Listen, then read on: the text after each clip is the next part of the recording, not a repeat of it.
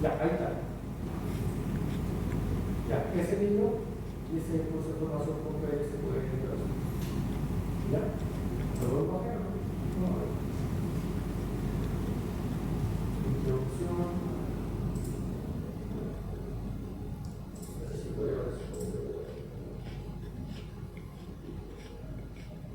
Ya, el libro está feísimo, pero está. Tenemos que colocar nuestro usuario de Inacap, o sea, nuestro robot de usuario de Inacap y la cosa. Pero está dentro de la bibliografía de la asignatura.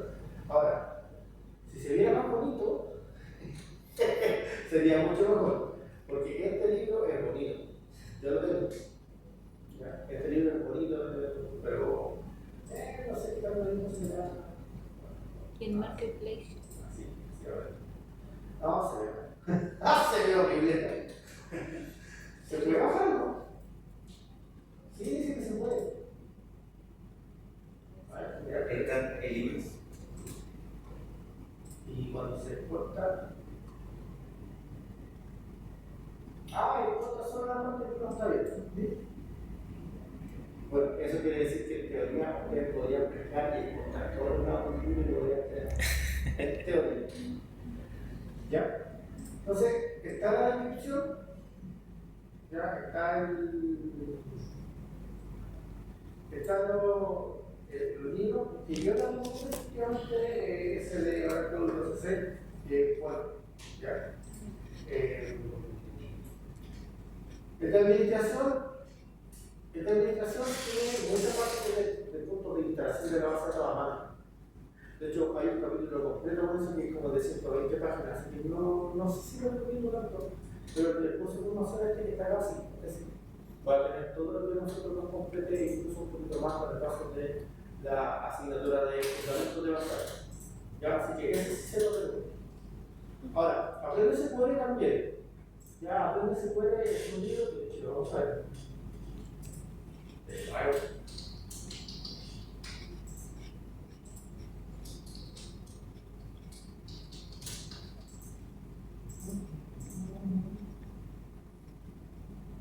Ya que está en el hilo.net, en teoría. Entonces, acá están las funciones de las columnas, las agrupaciones, concatenaciones, correlaciones algebraicas, ahí están las consultas que nosotros lo vamos a ver en la unidad, creación y actualización de datos, y este libro está en web, de teoría, o sea, una teoría, está basado en la base de datos web. Entonces, ¿sería recomendación partir con este libro o no? En una primera instancia sí. Sí, en una primera instancia sí. Para la mayoría de los libros, cuando hay una sentencia, la cual en teoría es distinta en una base de datos que otra, te lo advierte. Esta sentencia funciona en esta y esta base de datos. ¿Por qué? Porque la mayoría de las bases de datos tienen básicamente la misma sintaxis. ¿Ya? La diferencia radica en los tipos de datos, como lo que estaba hablando delante sobre el SQL Server.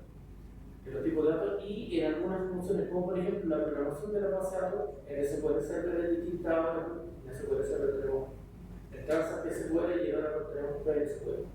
¿Ya? Entonces ahí está la diferencia real, lo demás es básicamente lo mismo. Este es del 2010, sí, si mal no recuerdo, está basado en eso.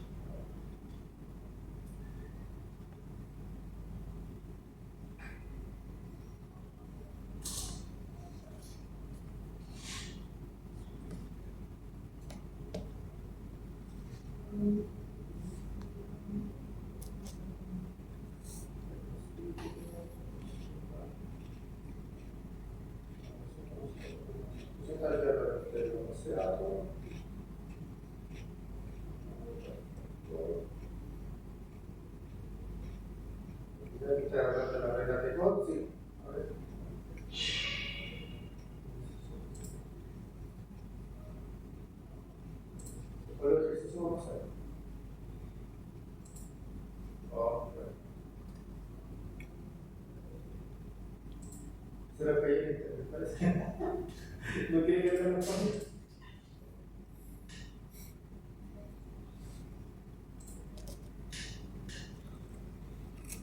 Sí, pero sí, creo que tiene, a ver, claro,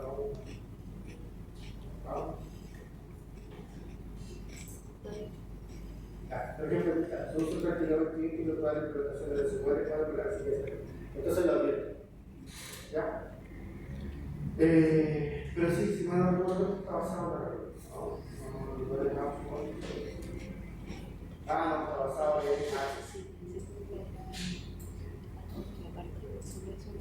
está basado en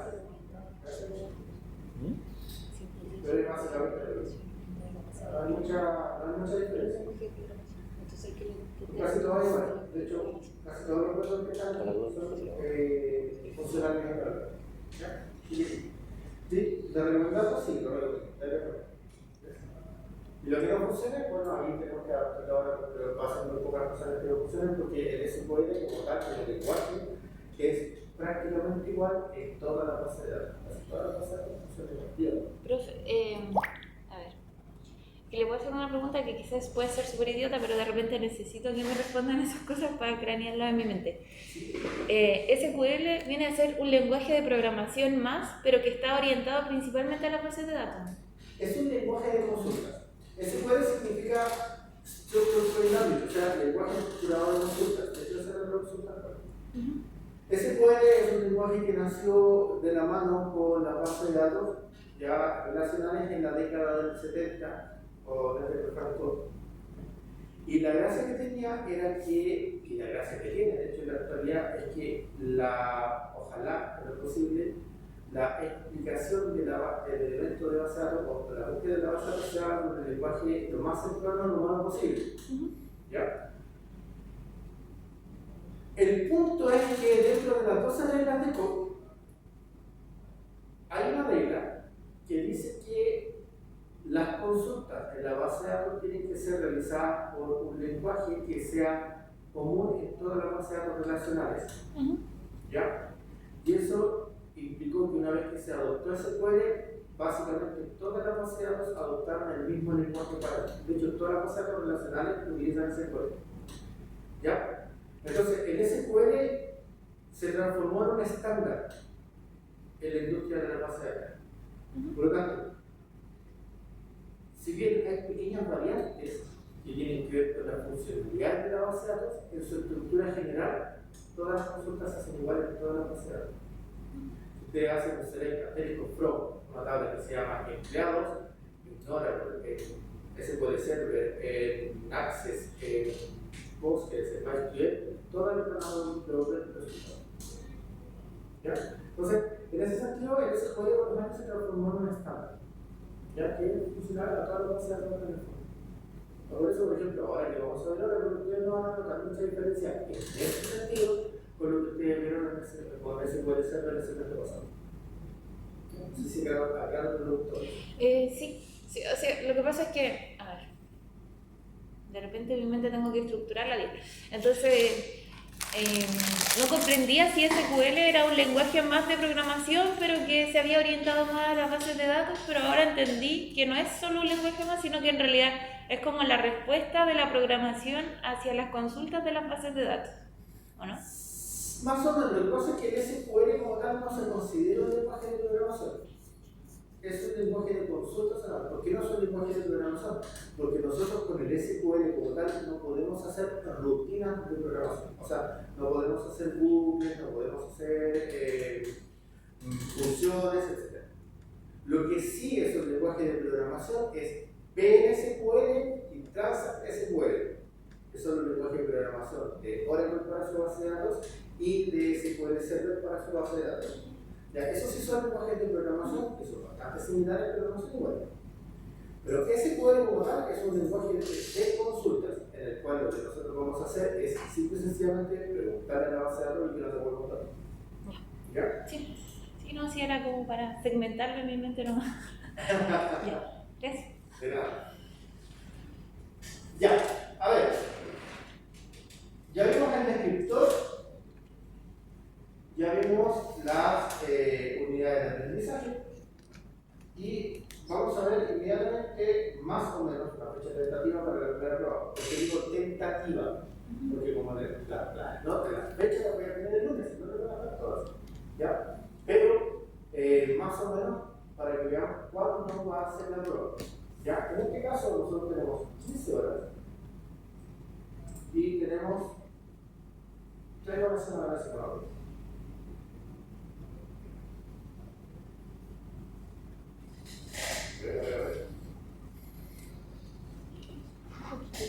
Sí, tenemos 3 horas semanales.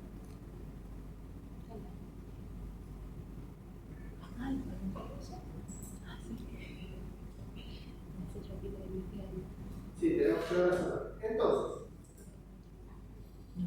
no me ve, por favor. Profe, por si acaso la Juliana Catalán, está con licencia porque está esperando el resultado de test de COVID, por si acaso. Por si acaso. el problema es que la inasistencia no se justifica. No, si era por si acaso, no. Sí, sí, creo que mandó un correo a Víctor para y de hecho Víctor mandó la réplica que le mandó a él. Lo que pasa es que la inasistencia no se justifica. La inasistencia, de hecho, está justamente para las enfermedades. Ese es el objetivo del porcentaje de inasistencia. Si alguno de ustedes tiene algún problema de salud, y evidentemente tuvo un mes de inasistencia, es para que no quede por ese problema de salud repitiendo. ¿Ya? Entonces, de hecho, creo que Víctor le dijo específicamente que la justificación era solo para la prueba. Si la prueba alguien tiene problemas de salud, evidentemente hay que tener la justificación y de esa forma se puede hacer que yo le pueda dar la prueba en otra instancia. ¿Ya? Ahora, lo que sí díganle es que deben no mostrar los videos mientras ella nos observamos si está. Y que vea esto del chico que se lo transmite. Sí, no, sí, súper aplicada, así que siempre estudiar. Sí, no, sí, ustedes saben que yo creo que todos quieren estudiar y todos quieren pasar y que todos les vaya bien y aprender lo más posible. El detalle es que a veces las circunstancias no lo permiten. Pero sí, creo que es importante por eso. De hecho, esa es la razón por la que yo grabo las clases y subo los videos. Porque así, si llega a pasar algo, se pierde la mejor que va a realizar. Ya, entonces, según el calendario que nosotros tenemos aquí, tenemos 15 horas, por lo tanto, tenemos 3, 6, 9, 12, 15. Según esto sería el 16, pero el 16 es feriado. El 16 no va a ser, va a ser el 23 de septiembre. ¿Ya? 23 de septiembre debería ser la primera prueba. Si por alguna casualidad produciera un problema, me diga, no, profe, esta prueba está demasiado tirada hacia adelante en el tiempo, sería el 9. No lo veo. Ya debería ser el 23. Ya para que lo tengamos en consideración. Ahora, ¿cuándo yo voy a terminar? Te lo dije, el lunes va a estar toda la fecha de las pruebas para que por la primera prueba debe ser el 23. ¿Ya? Para que lo. ¿Qué es lo que vamos a ver el 23? El 23 vamos a ver funciones de grupo. Grupal, vamos a ver subconsulta, yo y mi inteligencia, vamos a ver el asunto de la evaluación. Y de hecho, eso es lo primero que vamos a ver ahora.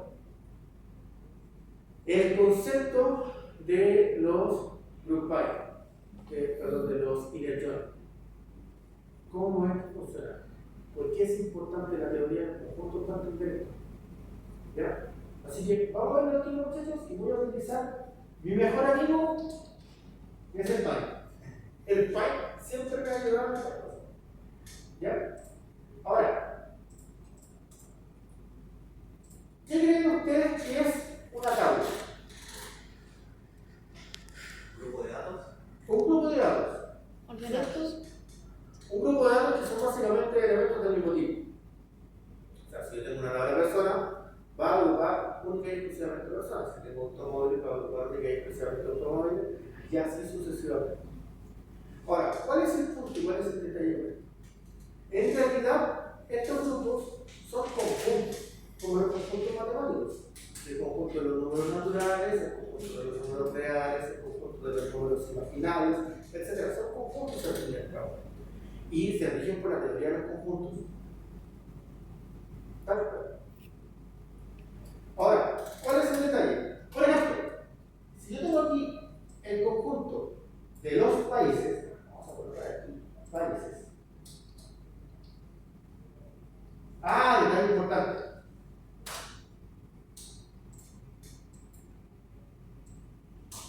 Las tablas, ¿son en plural o en singular los nombres? Sería plural, ¿Por qué? porque está agrupando varias cosas. Sí. Exacto. Son plurales. ¿Cuál es el singular del elemento? Cuando nosotros estamos haciendo la representación de una entidad, o sea, cuando estamos en el modelo. Cuando estamos en el modelo es singular porque va a representar la interacción de un elemento con los restos de los elementos. ¿Ya? Pero cuando ya llegamos a la tabla es plural, porque lo que hace la tabla es almacenar un conjunto de elementos del mismo tipo. ¿Ya? De hecho, por eso es que la tenemos. Después de ese lapsus, tenemos que ver, si tenemos el conjunto de los países, nosotros vamos a asumir que ahí se encuentra toda la información de los países, el ID del país, el nombre del país, el continente en el que se encuentra, etc. Pero dentro de los países existen otras cosas, otras agrupaciones, como por ejemplo la agrupación de las regiones.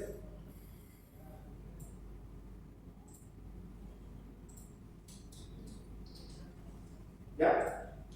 Ahora, si yo tengo países y regiones, estos elementos tienen elementos en conjunto. Y esos son las llaves foráneas que vieron el semestre pasado. Las llaves foráneas lo que hacen es la formalización de la relación entre un elemento y otro. ¿Y por qué digo la formalización?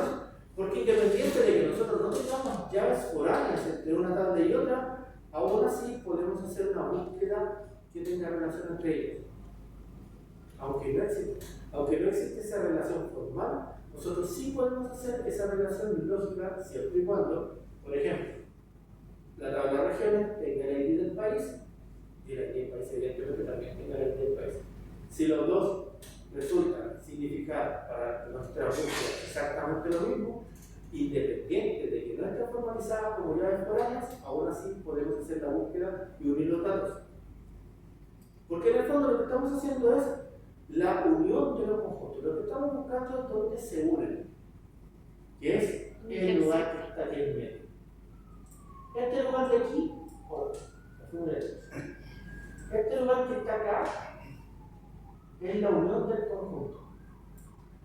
¿Qué es la unión del conjunto? Donde se intercepta la información. En este caso, ID país para identificar en la llave primaria del país y ID del país en región para identificar a qué país pertenece la región. ¿Ya? Ahora, este ID de país puede ser texto, puede ser número, en realidad puede ser el tipo de dato que sea, siempre y cuando sea único y repetible. ¿Ya? Ahora, esta intersección de conjuntos lo que hace en realidad dentro de nuestras búsquedas es permitirnos extraer la información solamente desde esa unión. Lo que no tiene que ver en un lado o en el otro, no lo considero. ¿Ya? Entonces, por ejemplo, ¿por qué nosotros tenemos que hacer intersecciones de conjuntos cuando estamos buscando en una base de datos?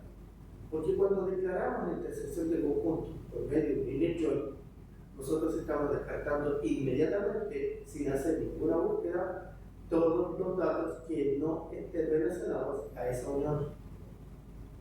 O sea, por ejemplo, si hay países que no tienen regiones, esos países no van a salir en la búsqueda. Si hay regiones que están asignadas a países, esas regiones tampoco van a salir de la búsqueda. ¿Ya? Entonces, lo que hace la intersección del conjunto por medio del init join es permitirnos hacer una búsqueda segmentada única y exclusivamente al lugar donde se unen los conjuntos. ¿Se entiende la idea? Sí. ¿Sí? ¿Dudas? ¿Consultas? Sí. ¿La llave foránea es la que se une con la primaria o no? Exacto, la llave foránea es la que se une con la primaria. ¿Qué es lo que representa la llave foránea? La llave foránea lo que representa es una dependencia funcional con otro elemento. Entonces, lo que está diciendo la llave foránea en el fondo es: mira, estos son mis datos, pero la llave foránea es el que me une con mi papá, por decirlo de alguna manera. ¿Ya? Entonces, en el fondo, lo que va a hacer la llave foránea es decir, yo tengo pertenencia a algo específico. Y de hecho, significa exactamente lo mismo. Porque, por decir, si aquí yo tengo en la región el ID del país, literalmente significa que estoy buscando un país específico. Y si el país tengo ID de país, significa que es el identificador de un país en específico, por lo tanto significa lo mismo. Entonces, como significan lo mismo, y ese es el objetivo del fondo, ya por ahí, lo que hacemos es decir, ok, dentro de esto, ¿cuáles elementos significan lo mismo? Y solo mostrar eso. ¿Se entiende? Sí. Perfecto. Ahora, eso es cuando nosotros estamos viendo la intersección del conjunto. ¿Ya? Pero, nosotros también podemos ver y priorizar un conjunto sobre otro. La intersección del conjunto es el inner join. Pero cuando nosotros queremos priorizar de un conjunto sobre otro, tenemos que ver cuál de los dos conjuntos queremos priorizar. Por ejemplo, si yo quisiera priorizar países, diría que quiero priorizar el conjunto que se encuentra a la izquierda. Si quiero priorizar regiones, diría que quiero priorizar el conjunto que se encuentra a la derecha. Esos son los left join y los right join. ¿Qué significa a la larga? Significa que yo cuando hago una consulta voy a priorizar todo esto que está acá, todo eso. Todo eso va a ser parte de la búsqueda. En grandes rasgos, si yo busco y hago una consulta, un select asterisco from países left join regiones, lo que va a hacer es mostrar los países que tengan relación con regiones, pero también los que no tengan relación con regiones. Entonces, si nosotros pensamos que hay países que no tienen relación con regiones y regiones que no tienen relación con países, al darle la prioridad al lado izquierdo, o sea, al lado de los países, lo que yo estoy diciendo en la búsqueda es, ok, muéstrame todos los países, independientemente de si tienen relación o no, pero los que tengan relación, muéstramelos también por los datos de la región. Eso es lo que significa. ¿Ya? Entonces, cuando yo priorizo hacia la izquierda o priorizo hacia la derecha, lo que estoy diciendo es que le estoy dando mayor importancia a los datos que se encuentran a la derecha o a la izquierda. ¿Ya? De la misma manera, si yo hiciera un right join y le diera la prioridad a la región, en realidad lo que estaría diciendo es que me muestre todas las regiones, independientes de si tienen relación o no tienen relación con los países, y me muestre la información básicamente de los países unidos a las regiones, única y exclusivamente que tengan una relación con las regiones. ¿Se entiende? ¿Dudas? Más que nada, a la marcha vamos a, yo creo más, porque igual me cuesta, pero yo creo que en la marcha vamos a entenderlo más. Sí, mira, lo vamos a hacer con un Excel con datos para que lo vayamos ejemplificando en un hecho, ¿ya? Porque si lo hacemos en una base de datos, evidentemente va a ser más fácil, pero, o sea, no va a ser más fácil, va a mostrar los resultados correctos, pero nosotros tenemos que mentalizar cómo funciona para que entendamos por qué razón se hace de una manera u otra. ¿Ya? Entonces, miren, si yo hago el right, me va a mostrar las regiones. Si hago el left, me va a mostrar los países. ¿Ya? De la relación. Cuando yo hago un outer, significa que estoy buscando la información solo desde afuera de esta sección del conjunto. Si hago un right outer join, significa que estoy buscando información que está realizando a la derecha, pero única y exclusivamente esto como prioridad. Ahora, dentro de la búsqueda semanal o de la búsqueda de la pasada, ¿eso influye mucho? La verdad es que entre un right outer join y un right join hay muy poca diferencia. El resultado de la diferencia es marginal y radica única y exclusivamente en que no se considera la intersección del conjunto como un elemento prioritario. Esa es la diferencia radical. ¿Ya? Pero dependiendo de cómo estén las llaves primarias y las llaves foráneas dentro de esa relación, en realidad va a tomar más sentido otro. ¿Dónde se utiliza mayormente el right outer join o left outer join? Cuando hay tablas que nosotros estamos poniendo dentro de un set, pero que no tiene la formalización del foreign. Ahí tiene más relevancia. Porque lo que estoy diciendo es, por favor, muéstrame los datos de esta tabla. Si es que hay algún dato relacionado, muéstralo también. ¿Ya?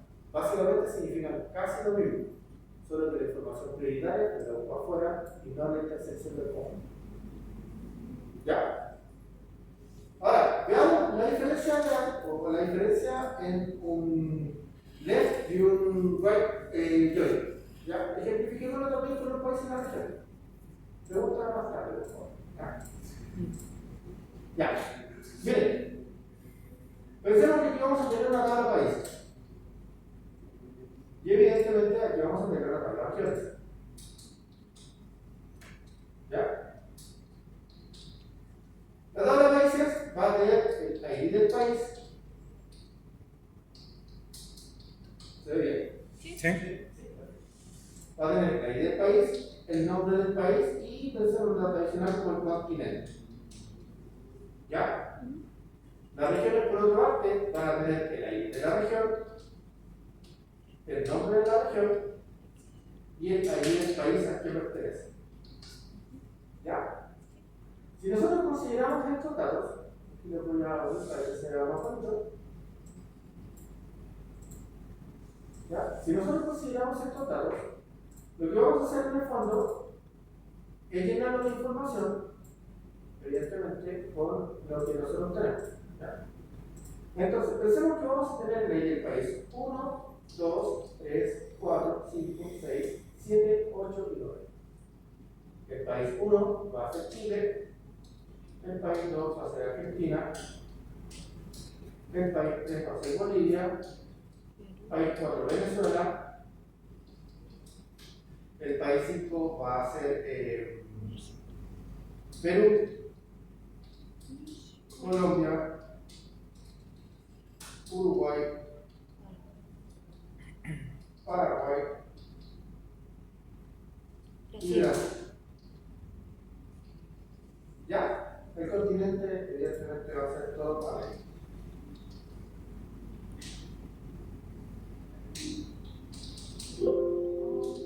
No. ¿Viste?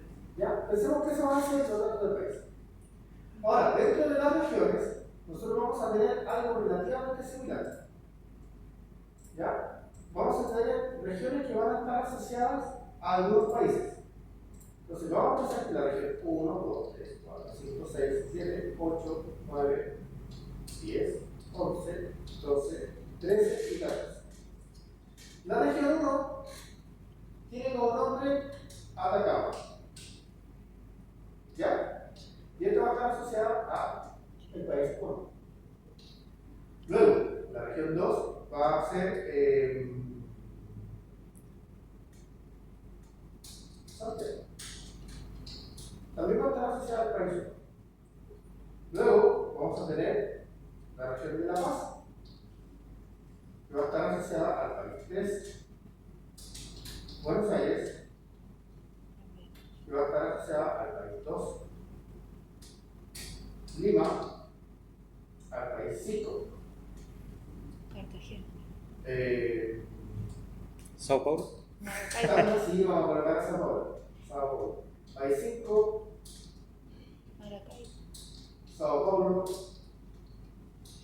9. al país 9. 9, ¿ya? Tenemos país 9. Vamos a colocar aquí a Barcelona. Pero Barcelona no está asociado a ningún país, no vamos a dejar de claro. Vamos a pensar que queda. Vamos a colocar aquí también París. ¿Ya? Vamos a colocar aquí a Quito, que tampoco está igual, así que vamos para ahí. La Yuli llorando. Vamos a colocar a Vaca Muerta, una provincia de Argentina, ¿no? no me acuerdo. Vaca muerta. ¿Sí? No sé si tiene nombre, está raro algunas provincias. De hecho, hay unos nombres bien extraños en localidades en Chile también. Peor es nada. Peor es nada. De hecho, existe. Sí, bueno. Sí pasaba por el lado. Peor es nada. ¿Dónde viví? En Peor es nada. Por ahí siete de la tarde. En Pero Peor es nada, nada. verdad. Y vamos a colocar aquí también a Brasilia. Esto va a ser 9. Vamos a colocar Atacama. El Chaco, de Paraguay, ¿no? El Chaco sí, la región del Chaco también, ¿no? De Paraguay. Y vamos a dejar la última, que va a ser la región de Bogotá. Que va a ser de Bogotá. ¿Ya? Listo. Entonces, ¿cómo nosotros vamos a saber cuáles son los efectos que va a haber en el inner joint? Van a desaparecer los 3 que no tienen países. Exacto, en un inner joint, cuando yo hago el inner joint, lo que voy a buscar es la información